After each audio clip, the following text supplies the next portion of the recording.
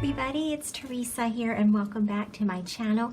Welcome back to December Daily 2021, and for today I'm hoping to share with you days 10, 11, and 12 in my December Daily album.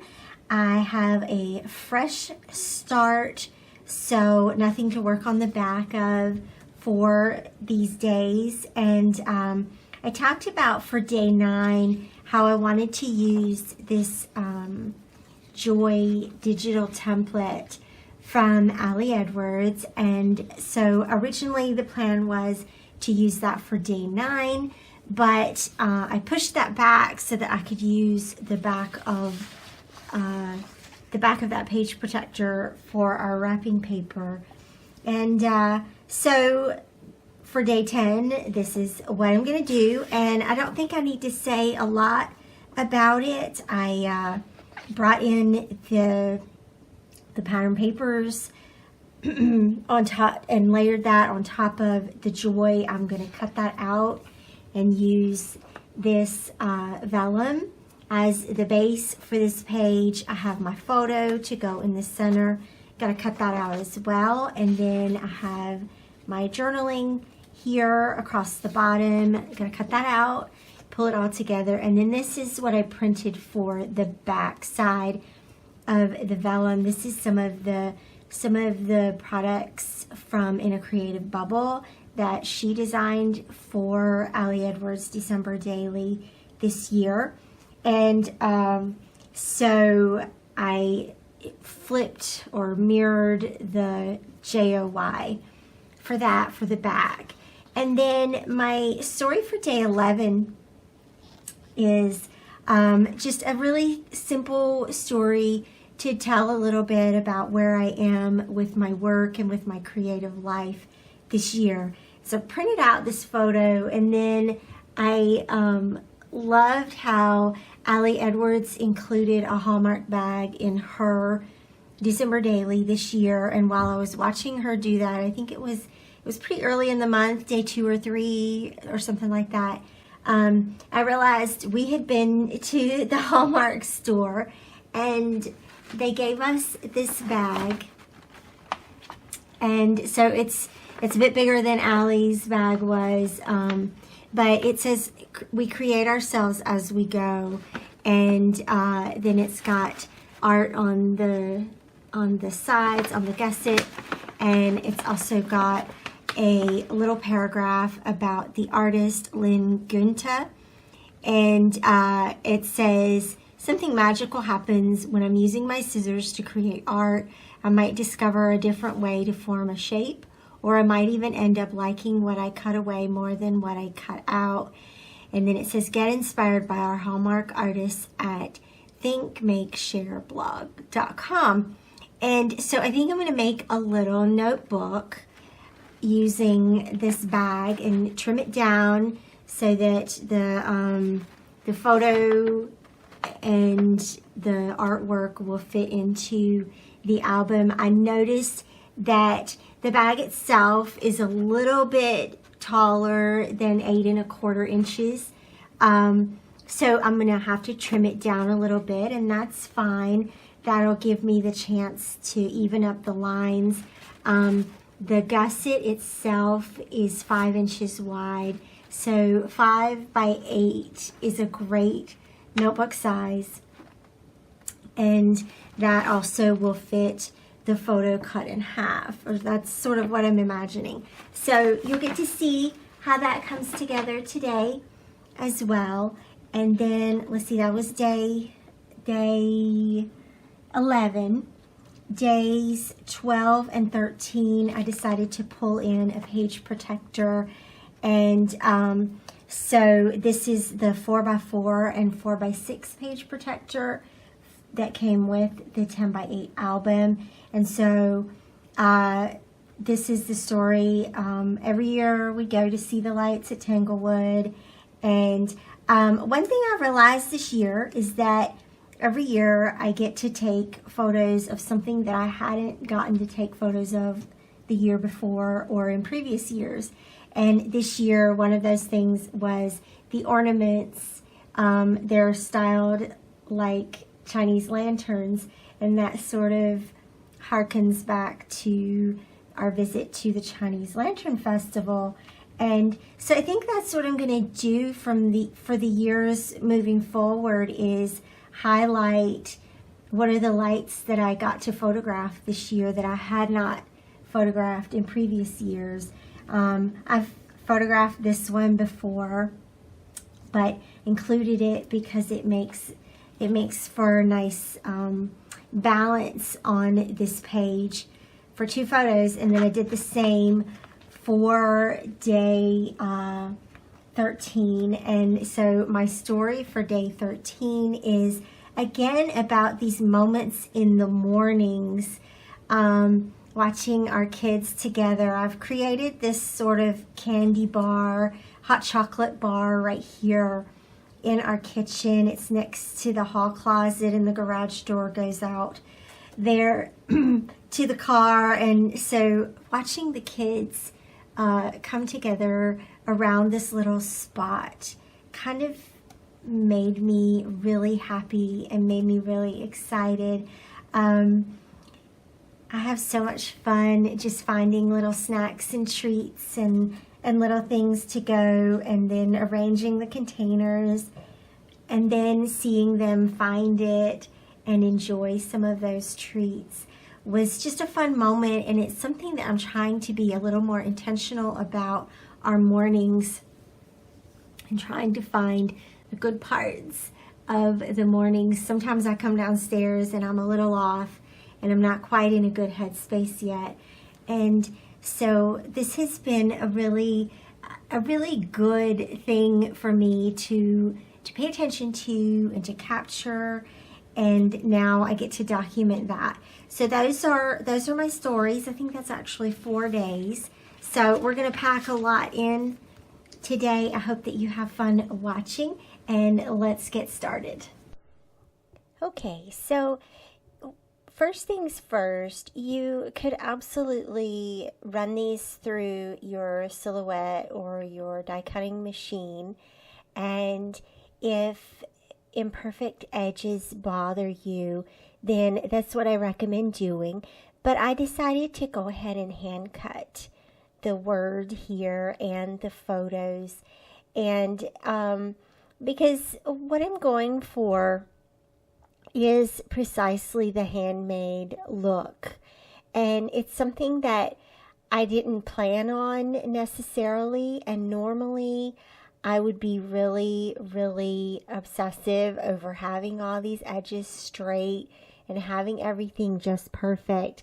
But I'm realizing more and more, I guess, as I get more comfortable with my own creative abilities, and more comfortable and more just like, does it really matter if everything is perfect? It really doesn't matter. What matters most is actually the handmade qualities of these albums. And so I cut these out by hand. And you'll see here how I'm cutting out the circle. Remember how to do it that way, where you cut an X in the center, and then that helps you cut inside. And so that was fun, a fun reminder of how we used to do it. And the O here, I could have used a circle cutter, but it's a slightly oval shape, and so it didn't really fit into the circle cutter.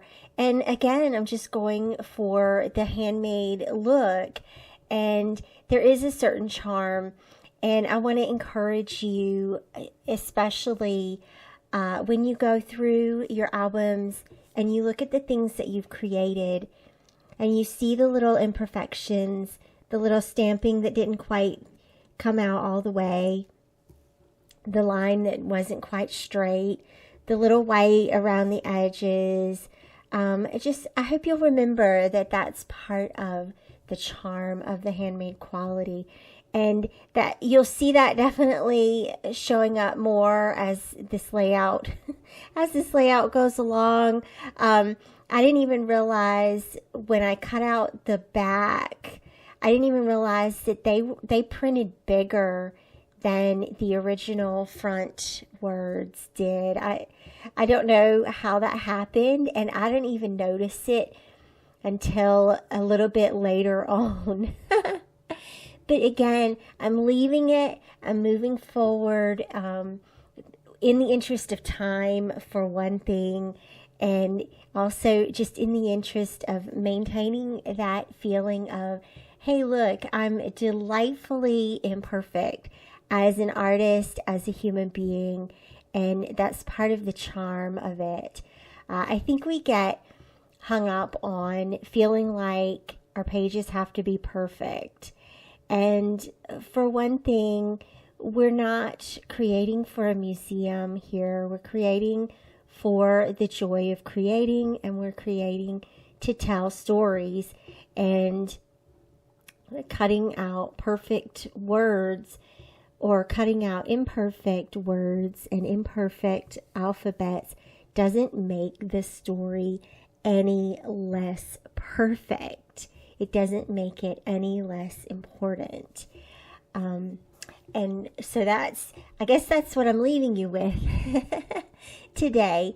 And also, just a reminder, even for sharing, I create these projects and sharing them with you, sharing what I'm doing in my albums every year is part motivator. It's also part pressure, but this is one of the ways that I can push back inside my own head and push back against that perfectionism and just allow it to be imperfect. And so once I have everything cut out, I've got to adhere it down, but I'm also going to trim out the journaling here. As you can see, these were the preset journaling blocks in the digital template. And again, to deconstruct the digital template, I've taken everything apart, put it on its own layer, and then cut it out, and then pull it all back together. The fun part about doing it this way is that it has allowed me to use that beautiful transparency, that beautiful vellum. And also what this does is it strengthens the vellum.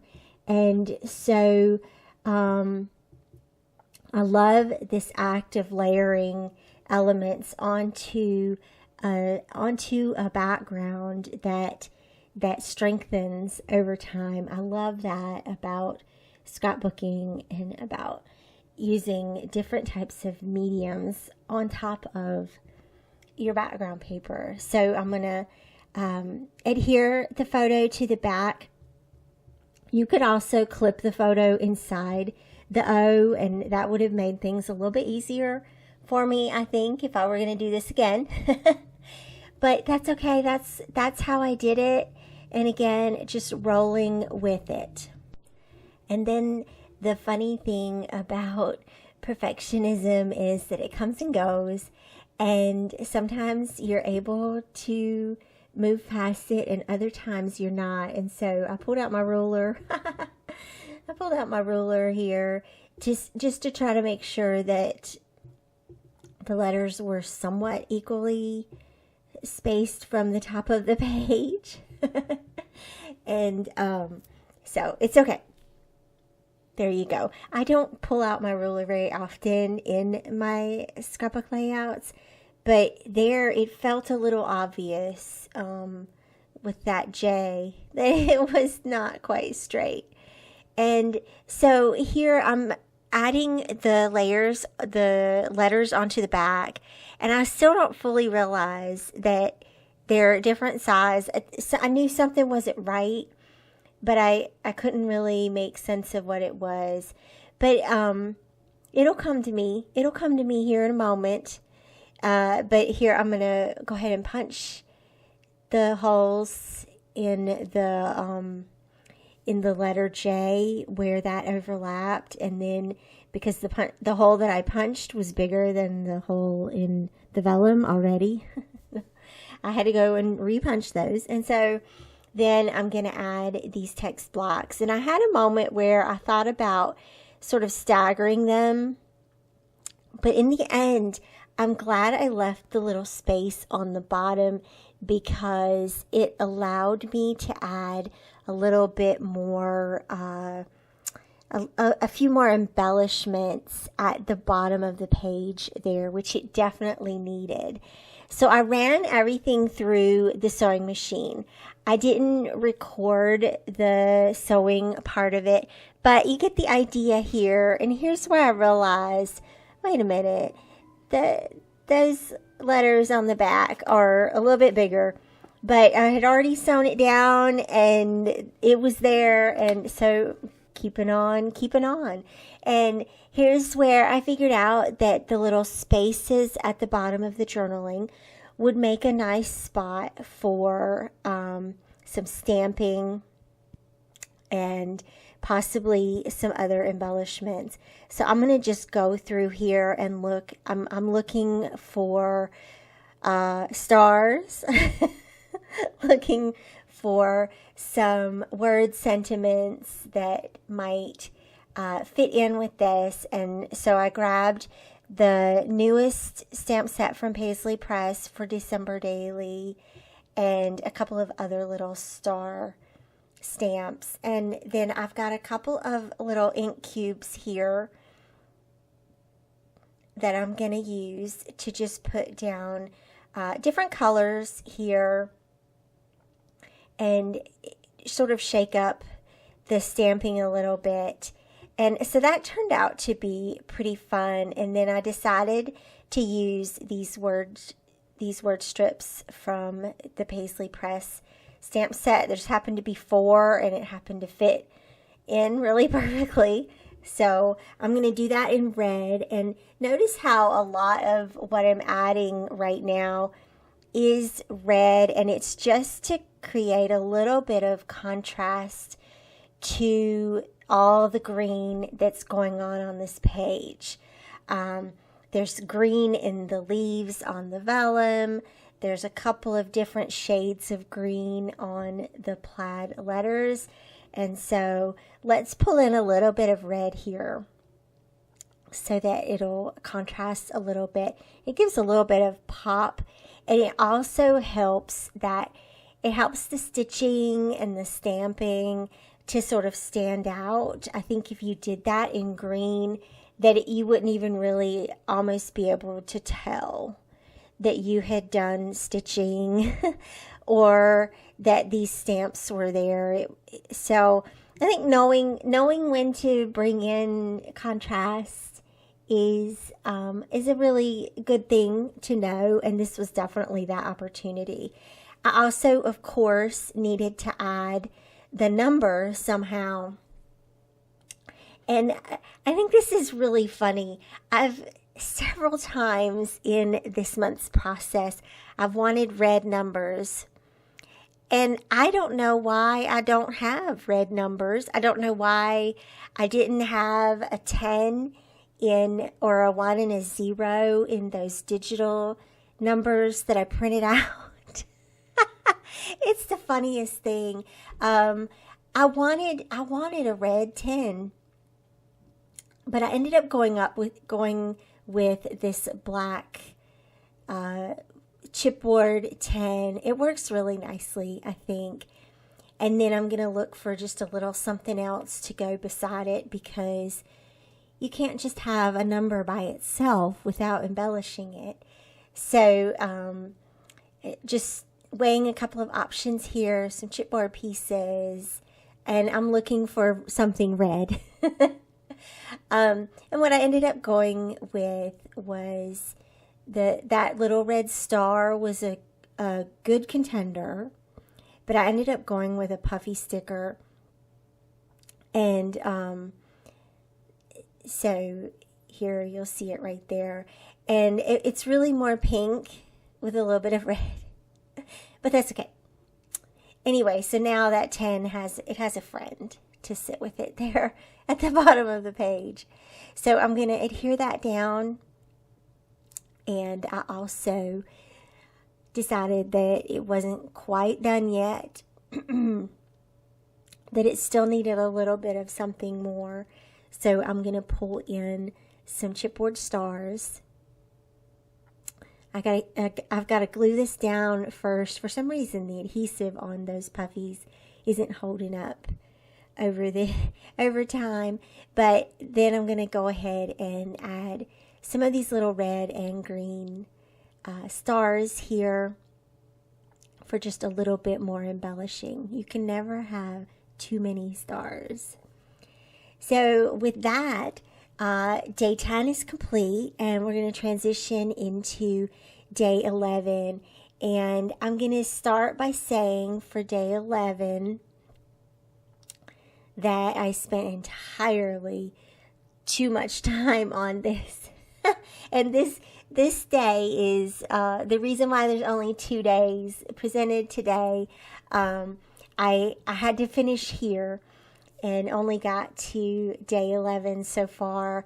But I decided that the first thing that, I'm not sure if that was a mistake or not, but I cut the picture in half. And my idea here is to create this 5 by 8 notebook out of this bag. And it's been sort of interesting. So I looked up this artist, Lynn Gunta, and she's actually a really cool artist, and I encourage you to check her out and see what she's doing. She likes cutting shapes and doing collage in that kind of way, and you can see she has a really happy and fun sort of vibe here. This was a Hallmark bag, and I kind of laughed. Early on in the month, Allie Edwards put a Hallmark bag in her December Daily album, and at first I was like, oh, that's such a cute little bag. We didn't get that bag when we went to Hallmark, but then I was looking at the bag we got when we went shopping at Hallmark this year, and this is the bag that they gave us. And I read the quote saying, we create ourselves as we go. And the more I looked at it, the more I sort of pondered that concept. And then I realized, well, that's actually really cool. And so I think I'll incorporate that into my album. And so I took this photo of myself in my studio, and it's actually a really good time for me, for this reminder. I'm going to share it with you as well, the reminder that we are literally creating ourselves as we go. There's so much truth in that. And it doesn't happen by magic. It happens by hours and hours of hard work and healing and growth, and pouring ourselves into becoming what it is that we wish to become. And that's deserving of celebration. And so this little notebook is sort of a celebration of that. And a note about the process: I took entirely too long trying to figure out how to pull it together as a notebook. I knew that I wanted to adhere some of the pages back to back. And so getting the sizing right was kind of a challenge. Cutting through the handle was a little bit of a challenge. And then trying to figure out, because I cut the bag, I cut the top and the bottom off of the bag, and then I cut it in 2 places. And so then I had to figure out, well, how is this going to be held together? Where do I put the photo? And all of that. All of that is what took it entirely longer than it should have. But in the end, because I thought I had it figured out right here, and then I took it apart again because I realized that I did want to leave the text about who the artist was. I wanted to leave that intact, I wanted to use, I wanted the little bird on the gusset to show. And so then it was, how do I make this still work as a notebook? So I went for the back of the front section and the front of the back section, and used those spots to adhere my photo. And I almost have it figured out. I almost have it figured out here. I considered doing sort of a fold out, like a full 8x10, and have it folding out. But I really liked how I ended up doing it, and so you'll be able to see that. I'll have more detailed photos as well on my blog, so I hope that you'll hop over and check that out at teresamoxley.com and just see how this came together. And so then I ended up, here's where I had the back of the front section and the front of the back section. Pulled those together and then added some tape here just to make that hinge work. And it ended up being a good thing that I had cut the photo in half, because now it has a good hinge, and it works well when you open it out. Everything sort of fell into place just with how the bag happened to be sized pretty close to 8x5 or 5x8, and it just ended up working out. It turned out to be a really cute little notebook.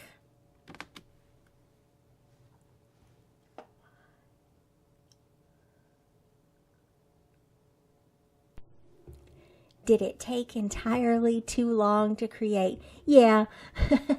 But it was worth it in the end, and so I'm glad that I did it. Here you can see where I'm adhering the photo into the pages there and making that the complete notebook. And then what I'm going to do once I have it all mechanically constructed, I guess, I'll be adding some embellishments, and of course my journaling. Of course it needs the day number, the number 11, all the good stuff that make it a completed sort of day in the album. And just a reminder here that you can most definitely create a layout for a day that has multiple layers, and you can definitely you have permission to spend extra time on a couple of the days and to get the look that you're wanting, to play around with found items. I always love incorporating found items in my albums each year, just to have a record of some of the fun little treasures that came into my purview that month. And this one has a lot of special meaning to me, where I am in terms of my own growth and my own personal development, because it is kind of exciting to create yourself and to watch that growth start to come into being is kind of exciting. It's kind of exciting. It's a little bit nerve-wracking, but this is a celebration of that. So just doing some final trims here, and then the back side, don't tell anybody, it came up a little bit short on the back there, but that was an opportunity. Of course, we scrapbookers, we see that little shortcut as an opportunity, just to add a little bit of embellishment here. And this craft paper was a lot of fun to build up on, because anything that you add to it is going to be really cute. And just trying to have fun here, adding a couple of washi tapes to cover that seam. Those are both from crepe paper just keeping it really simple and really fun. And then of course I have this cute little cover, and so I'm going to repeat some of those washi's down the front. And this sort of this part of the process just sort of exploded, because at first I thought, well, I'll just put a little bit of washi tape like I did on the back, and then I'll add my number. And then I chose a number, or what I thought I was going to use as the number, changed it out again, and then I started realizing, ooh, this is kind of a fun background. So now I'm all in, and you'll see here in a minute, I thought, well, why don't I put a label underneath this 11? Well, if I do the label, then I need some more embellishments, and that's sort of how the snowball rolled down the hill. And now it's on. I'm going to add all the embellishments and just create a really cute little cover. And I was inspired by this little Ellie Studio Christmas tree. Most of the embellishments that I'm working with here are from Ellie Studio, except for the number 11. Of course, that was from Ellie Edwards, and I didn't end up using that 11. I'll end up using an 11 from Ellie Studio, but that was sort of the starting point. And so then I thought, well, I had the Ellie Studio dies, the Christmas tree dies, and so, okay, let's add Christmas trees. And then of course the trees needed a little bit more to go with them, so I went and grabbed a couple of sticker packs and chipboard and things like that. Again, all from Ellie Studio today. So I'm going to go grab those and come back. And look here, I found more Christmas trees. So I'm going to add more Christmas trees, and I probably have to credit, or I should credit Meg Gunlock, Travel Scrap Sleep Repeat here, because I think she did a darling cover page for her Christmas album, and she used those tree dies as well, and it was so pretty. So I'm going to incorporate that here and borrow her idea, and it turned out so cute. A little bit of dimension here, a little bit of pattern, a little bit of solid color, and then that green chipboard tree made the loveliest background for the number 11. So now I have the date identified, and I'm going to add a little label, a little banner, and the little fa la la here, just to literally like tie it all together.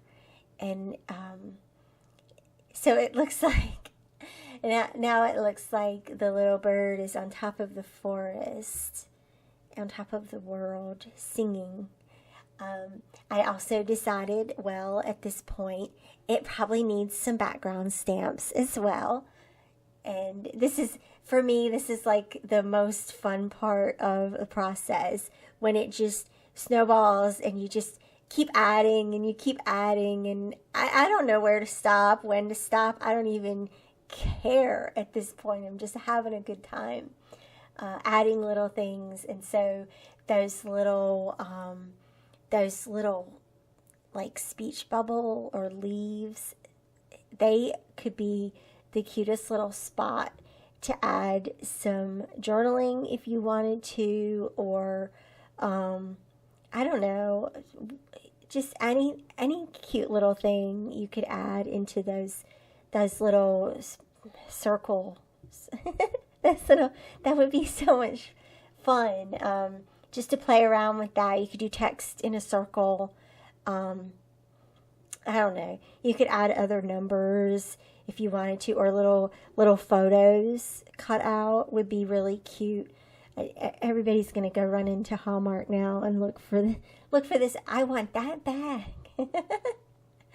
It was definitely a lot of fun. And when I looked up the artist, I realized that she would probably appreciate the layering and the adding things onto. At least I hope that she would appreciate the having fun and repurposing this bag into something that is now a permanent part of my of my December daily collection now. But the process was so much fun for that cover. So that's the important part, I think, for us as artists. Did you have a good time? Yes. Did you express yourself creatively? Yes. And so for the inside of the notebook, I kept it really simple. I didn't touch the quote page. I didn't touch the photo, but I am going to use this little spot here to write out some of my journaling. I just stamped the thankful sentiment and the word sentiment underneath it. And then I'm going to write out just some words of what that quote meant to me and why I came to include it here in my stories for the month and why it's included here in my December daily. And so I just want to say thank you so much for following along. I hope you're having a really wonderful holiday this year, as good as it can be considering all the circumstances. I hope you find ways to express yourself creatively throughout this month. I will be done sharing December daily process videos for now, and I just want to express my sincerest thanks for following along with us this season. And here's to a new year. I will see you very soon in the new year. Bye-bye.